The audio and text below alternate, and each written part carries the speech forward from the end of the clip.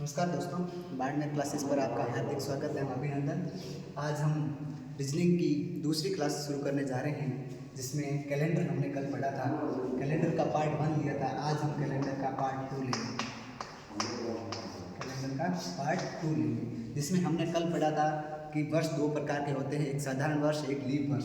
हमने पढ़ा था दोस्तों साधारण वर्ष जिसमें स्याह का भाग पूरा पूरा नहीं जाता हो उसे हम साधारण वर्ष कहते हैं, और जिसमें स्याह का भाग पूरा पूरा जाता है उसे हम लीप वर्ष कहते हैं। दोस्तों इन दोनों के बारे में हमने डेफिनेशन किया था कि साधारण वर्ष में क्या महत्वपूर्ण तथ्य हैं, लीप वर्ष में क्या महत्वपूर्ण तथ्य हैं। दोस्तों आज हम पढ़ने जा रहे हैं शताब्दी वर्ष। दोस्तों अब पढ़ते हैं शताब्दी वर्ष। शताब्दी वर्ष शताब्दी वर्ष शताब्दी वर्ष अब हम पढ़ते हैं शताब्दी वर्ष। दोस्तों शताब्दी वर्ष जिस प्रकार हमने पढ़ा था साधारण वर्ष और लीप वर्ष, उसी प्रकार शताब्दी वर्ष भी साधारण शताब्दी वर्ष और लीप शताब्दी वर्ष दो प्रकार की शताब्दी वर्ष होते हैं। कौन सी? साधारण शताब्दी वर्ष और दो नंबर है लीप शताब्दी वर्ष।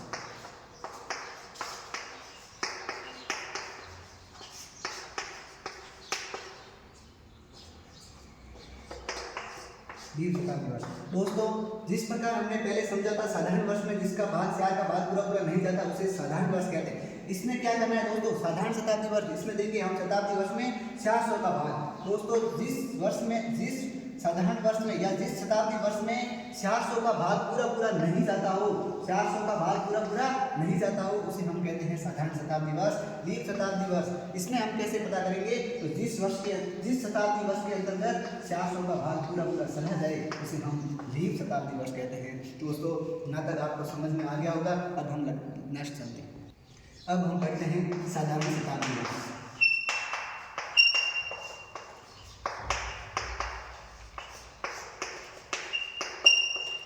दोस्तों अब हम लिखते हैं वह शताब्दी वर्ष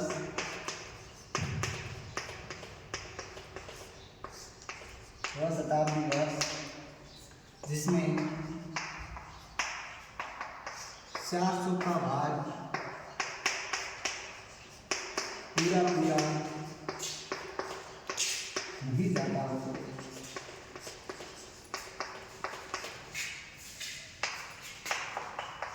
उसे साधारण शताब्दी वर्ष कहते हैं। कौन है रे?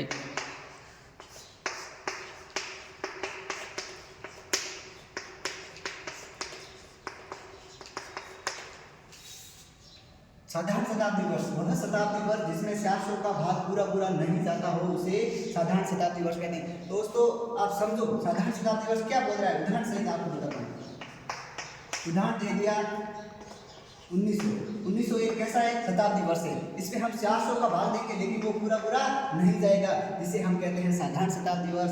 आपको समझना है दोस्तों, सबसे पहले आपको अनुमान लगाना होगा कि कौन सा वर्ष कौन सा शताब्दी वर्ष साधारण शताब्दी वर्ष है, कौन सा शताब्दी वर्ष लीप शताब्दी वर्ष है। इसमें हम 400 का भाग देंगे जो पूरा पूरा नहीं जाता है, इसलिए ये दोस्तों साधारण शताब्दी वर्ष हो गया। और भी उदाहरण है दोस्तों 1800 एक साधारण शताब्दी वर्ष है, 1700 एक साधारण शताब्दी वर्ष है, इसके अंतर्गत 400 का भाग पूरा पूरा नहीं जाता है। अब दोस्तों हम लेते हैं 2 नंबर लीप शताब्दी वर्ष।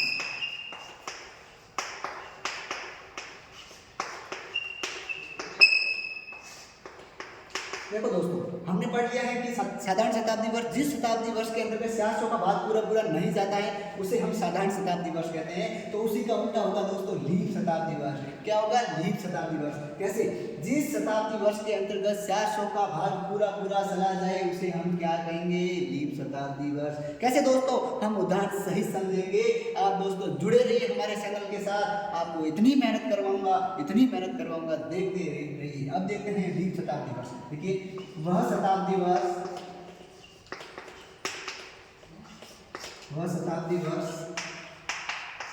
जिसमें 400 का भाग पूर्ण रूप से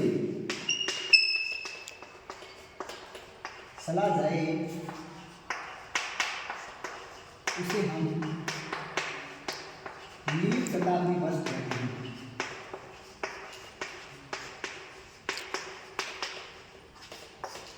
लीप शताब्दी वर्ष कहते हैं। दोस्तों कैसे हमने पढ़ा था साधारण वर्ष और लीप वर्ष। साधारण वर्ष के अंतर्गत हम 4 का भाग देते हैं, लेकिन दोस्तों शताब्दी वर्ष के अंदर हम 400 का भाग देंगे। अगर 400 का भाग पूरा पूरा चला जाए तो उसे हम कहते हैं लीप शताब्दी वर्ष। कैसे दोस्तों, उदाहरण से हम समझेंगे। जैसे आपको उदाहरण देंगे दोस्तों 2000 क्या है, एक लीप शताब्दी वर्ष है। दोस्तों आपको एग्जाम में प्रश्न देखने को मिलेगा कि 2000 क्या है। आपको नीचे ऑप्शन मिलेंगे, साधारण शताब्दी वर्ष, लीप शताब्दी वर्ष, साधारण वर्ष, लीप वर्ष। तो दोस्तों आपको ऑप्शन करना है लीप शताब्दी वर्ष। इसके आगे अपन और लेते हैं। जैसे आपको उदाहरण दे दिया 2000, उसके बाद में दे दिया 24,000। ये आपको दोस्तों क्या हो जाएंगे, लीप शताब्दी वर्ष हो जाएंगे, जिसके अंतर्गत 400 का भाग पूरा पूरा सहा जाता है। दोस्तों आपको इसमें से एक क्वेश्चन देखने को जरूर मिलेगा। एक दोस्तों महत्वपूर्ण तथ्य के रूप में आपको बताता हूँ। पहले ही मैंने बताया था साधारण वर्ष के अंतर्गत और लीप वर्ष के अंतर्गत एक महत्वपूर्ण तथ्य बताया था कि साधारण वर्ष जिस दिन शुरू होता है उसी दिन समाप्त होता है। उसी प्रकार दोस्तों साधारण शताब्दी वर्ष जिस दिन शुरू होगा उसी दिन समाप्त होगा। ये भी दोस्तों एक महत्वपूर्ण तथ्य है जो मैं आगे पढ़ा चुका हूँ। अब दोस्तों हमने पढ़ लिया है कैलेंडर के अंतर्गत हमने सबसे पहले वर्ष को 2 भागों में डिवाइडेड किया था, साधारण वर्ष, लीप वर्ष। उसकी डेफिनेशन कर दिए, उसके उदाहरण समझ लिए। फिर हमने शताब्दी वर्ष की बात की थी। शताब्दी वर्ष के अंतर्गत साधारण शताब्दी वर्ष, लीप शताब्दी वर्ष दोनों को अपने समझ लिया है, दोनों के उदाहरण समझ लिया है। तो दोस्तों यहाँ तक आपको कोई दिक्कत आए तो मुझे जरूर बताना, कमेंट में जरूर लिखना कि सर समझ में नहीं आया। अब हम चलते हैं कैलेंडर के अगले पार्ट में, जिसमें अपन के सबसे पहले लिखेंगे महीनों के नाम। दोस्तों सबसे पहले महीने कितने होते हैं, महीनों को डिवाइडेड कितने भागों में किया गया है, महीनों के अंतर्गत किस महीने में कितने दिन होते हैं, कौन से महीने में कितने विषम दिन होते हैं। दोस्तों आपको इतना मजबूत करूंगा आप देखते रहिए लगातार। अब अपन लिखते हैं महीनों के नाम। महीनों में दोस्तों सबसे पहले अपन लिखेंगे कि महीने कितने होते हैं। तो दोस्तों आप सभी को पता ही है कि इंग्लिश कैलेंडर के अंतर्गत महीने 12 होते हैं, इसलिए मैं आपको लिखूंगा। और उसके अंतर्गत दिन कितने आते हैं, उसमें विषम दिन कैसे ज्ञात करें, सब आपको बताऊंगा। आप जुड़ते रहिए। अब दोस्तों महीनों के नाम अपन करते हैं तैयार। सबसे पहले लिखेंगे महीनों के नाम। महीनों के नाम, उसके बाद लिखेंगे किस महीने में कितने दिन होते हैं। उसके बाद लिखेंगे दोस्तों विषम दिन। जुड़े रहिए दोस्तों लगातार, आपको इतना मजबूत करूंगा, देखते रहिए। सबसे पहले लिखना है क्रम संख्या।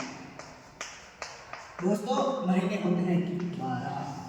सबसे पहला महीना दोस्तों आप सबको पता है, सबसे पहला महीना आता है जनवरी। दोस्तों जनवरी महीने के अंदर होते हैं 31 दिन। दोस्तों सबसे पहला महीना जनवरी महीने के अंतर्गत 31 दिन और विषम दिन आएंगे 3। अब दोस्तों आप सवाल करोगे कि ये विषम दिन कहाँ से आया। तो सबसे पहले दिनों में विषम दिन अगर आपको ज्ञात करने का क्वेश्चन पूछे तो दोस्तों सबसे पहले जो दिन दिए हैं उसमें हम 7 का भाग देंगे, और 7 का भाग देने पर जितने शेष बचे वही हमारा विषम दिन होगा। दोस्तों अब आपको समझ में आ गया होगा कि विषम दिन कैसे ज्ञात करें। सबसे पहले जो दिन दिए उसमें हम 7 से डिवाइडेड करेंगे और जितने शेष बचे हमारे विषम दिन हो जाएंगे। तो हम 31 के अंतर्गत 7 का भाग देंगे। तो दोस्तों 7 का भाग 28 में 4 बार जाता है और शेष बच गए आपके 3। तो ये हो गए विषम दिन। अपन ने जनवरी महीने का पढ़ लिया दिन, विषम दिन। अब दोस्तों आपको पता ही होगा दूसरा महीना आता है फरवरी। दोस्तों फरवरी महीने में आपको मैंने बताया था वर्ष 2 प्रकार के होते हैं, साधारण वर्ष और लीप वर्ष। अब दोस्तों मैंने बताया था कि साधारण वर्ष के अंतर्गत फरवरी 28 दिन की होती है और लीप वर्ष के अंतर्गत फरवरी 29 दिन की होती है। तो दोस्तों फरवरी में अपन लिखेंगे 28 और 29। दोस्तों फिर यहाँ क्वेश्चन रहेगा आपका, इसमें विषम दिन 2 निकाले जाएंगे। सबसे पहले हम जो दिया बिना जिसमें दिन दिए गए हैं उसमें हम 7 का भाग देंगे और जितने शेष बचे वह हमारे विषम दिन कहलाएंगे। तो 28 दिन की फरवरी होगी जिस महीने के अंतर्गत, उसका विषम दिन होगा दोस्तों 0। अब दोस्तों नेक्स्ट सवाल रहेगा सर, लीप वर्ष के अंतर्गत 29 दिनों की फरवरी होती है जिसमें विषम दिन रहेगा ये। आपको समझ में आ गया होगा, जिसमें 7 का भाग देंगे, अब 7 का भाग 28 में 4 बार जाता है, शेष बचता है। दोस्तों समझ में आ गया होगा। अब दोस्तों लेते हैं तीसरा महीना जिसका नाम है मास। दोस्तों मास के अंतर्गत 31 दिन होते हैं। दोस्तों मैं आपको दिन भी कितने ट्रिक से याद करवाऊंगा, आप देखते रहिए, जुड़िए रहिए हमारे बाड़मेर क्लासेस पर। सबसे पहले देखते हैं मास। मास महीने में दोस्तों 31 दिन होते हैं, 31 दिन के विषम दिन होते हैं दोस्तों 3। अब दोस्तों नेक्स्ट चलते हैं अप्रैल महीना। 4 नंबर आता है दोस्तों अप्रैल। अप्रैल महीने के अंतर्गत दोस्तों दिन होते हैं 30। दोस्तों 30 में 7 का भाग 28 में 4 बाहर जाता है, शेष बचे 2। तो दोस्तों यहाँ तक आपको समझ में आ गया होगा कि महीनों के अंतर्गत, दिनों के अंतर्गत विषम दिन कैसे ज्ञात करें। सबसे पहले देंगे दिनों में 7 का भाग। 7 का भाग देने पर जितने शेष बचे वह हमारे विषम दिन कहलाएंगे। अब दोस्तों अपन लेते हैं 5 नंबर महीना। दोस्तों आपको यह तो पता ही होगा कि महीने 12 होते हैं, जिसमें 5 नंबर महीना कौन सा होगा दोस्तों, मई। मई के अंतर्गत कितने दिन होते हैं दोस्तों, तो मई के अंतर्गत 31 दिन होते हैं। दोस्तों मैंने आपको बताया था कि 31 दिन में विषम दिन कितने होते हैं, 3 विषम दिन होते हैं।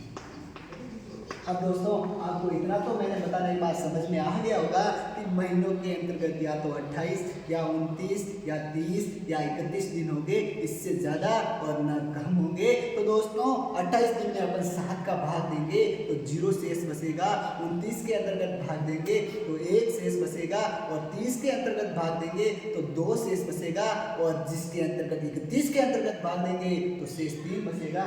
अब दोस्तों यहाँ आपको समझ में आ गया होगा कि इससे बात कुछ नहीं है। तो आपको याद रखना है कि जिस महीने के अंतर्गत 31 दिन होते हैं उसमें विषम दिन 3 होते हैं, ये आपको समझ में आ गया होगा। अब दोस्तों 6 नंबर महीना लेते हैं जून। दोस्तों जून के अंतर्गत 30 दिन होते हैं। दोस्तों इतना मजबूत करूंगा, इतना ट्रिक से याद करवाऊंगा, ये भी आप देखते रहिए लगातार। 30 दिन के अंतर्गत विषम दिन हो जाएंगे दोस्तों 2। अब दोस्तों नेक्स्ट लेते हैं 7 नंबर महीना। आपको पता ही है कि 7 नंबर महीना कौन सा होता है, जुलाई। दोस्तों जुलाई महीने के अंतर्गत 31 दिन होते हैं। कितने दिन होते हैं, 31 दिन होते हैं, और जिसमें विषम दिन होते हैं 3। अब दोस्तों नेक्स्ट महीना लेते हैं 8 नंबर अगस्त।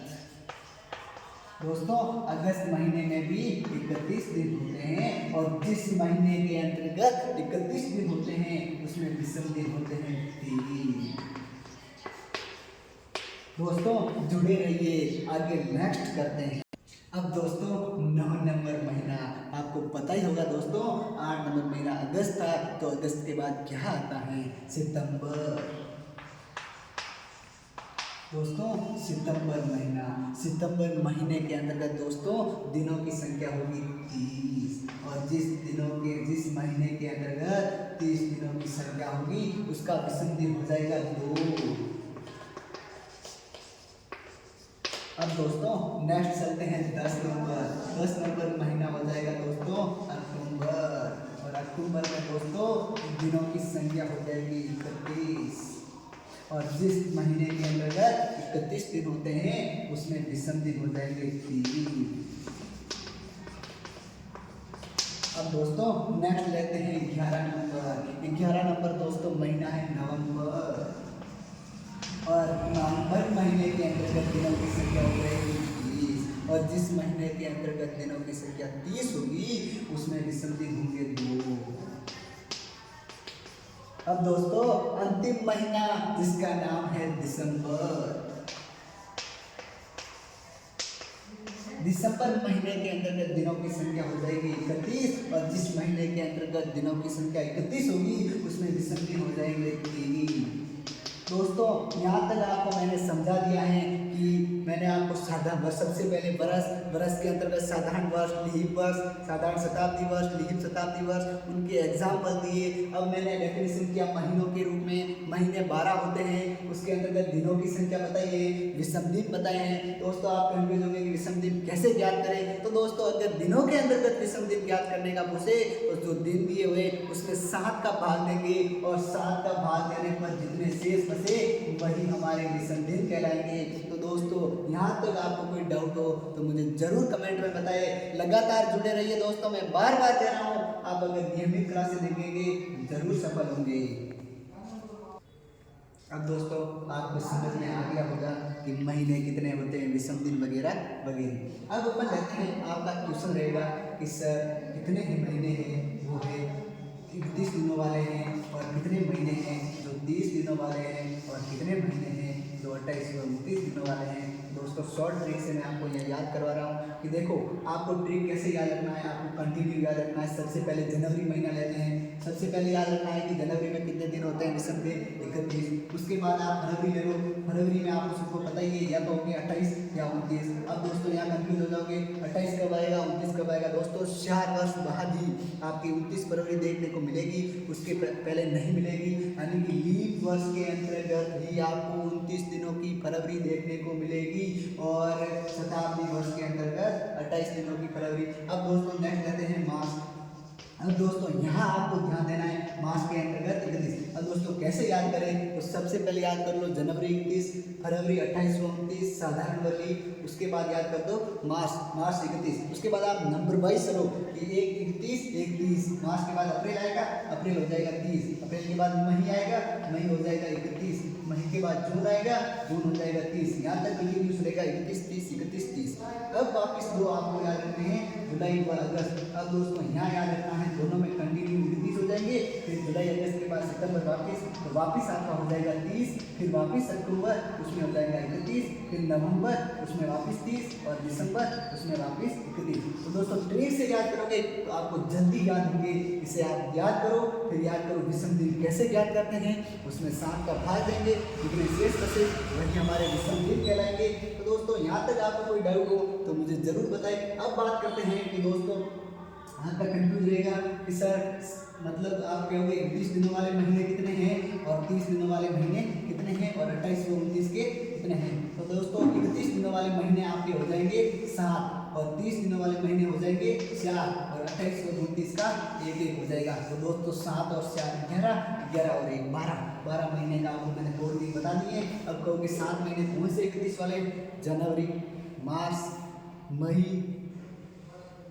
जुलाई, अगस्त, अक्टूबर और दिसंबर, ये आपके 7 हो जाएंगे 31 वाले। अब दोस्तों 30 रहे 30 दिनों वाले महीने से आप कौन से हैं, तो सबसे पहले लेते हैं अप्रैल के बाद लेते हैं जून के बाद लेते हैं सितंबर के बाद लेते हैं नवंबर। ये दोस्तों आपके हो जाएंगे 4 महीनों वाले। तो दोस्तों ऐसे ट्रिक से याद करोगे तो जल्दी याद होंगे। और उसके बाद रहेगा 28 व 29, साधारण वर्ष होगा वो 28 दिन की फरवरी कहलाएगा, और लीप वर्ष होगा वो 29 दिन की फरवरी कहलाएगा। तो दोस्तों आपको यहाँ तक अगर कोई आपको प्रॉब्लम हो तो मुझे कमेंट बॉक्स में ज़रूर बताएं, मैं आपका सॉल्व करूँगा, 100% सॉल्व करूँगा। लगातार जुड़े रहिए बाद में क्लासेस पर। धन्यवाद।